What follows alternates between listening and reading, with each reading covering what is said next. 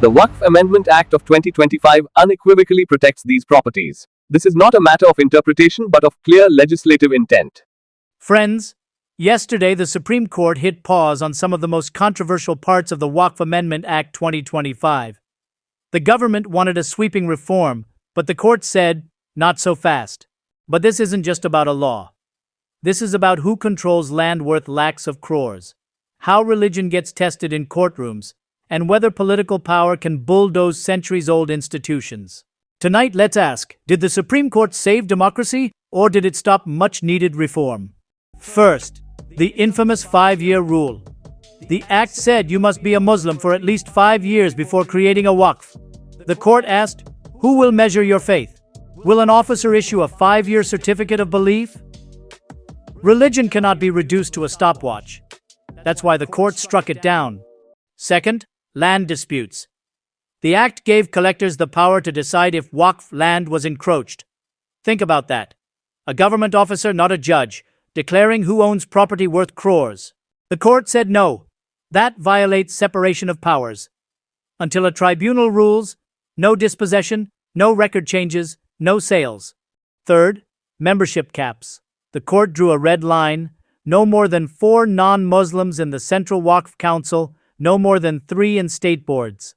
A delicate balance between inclusivity and identity. But don't miss this.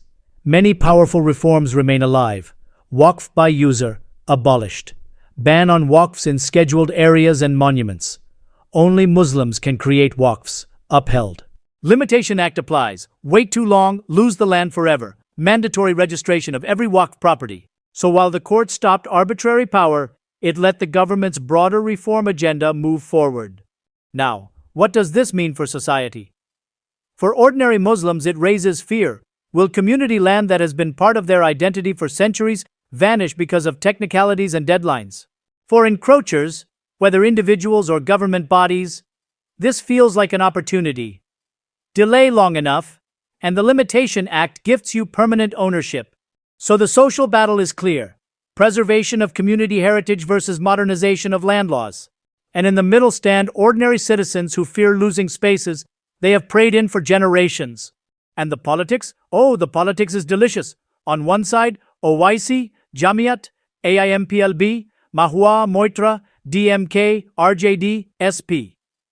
Strange allies shouting in one voice, Save Waqf. On the other, BJP-ruled states like Assam, Rajasthan, Chhattisgarh, Haryana, Uttarakhand, Maharashtra. And, surprise, even Kerala stood with the center. Imagine that. BJP and Kerala on the same side. Why? Because when lakhs of crores worth of land is at stake, ideology takes a back seat. Power is the only common language. Legally, the court has made one thing clear. Parliament's power to reform Waqf law stands, but executive overreach will not be tolerated. By keeping registration, by allowing the Limitation Act, the court accepted tighter regulation.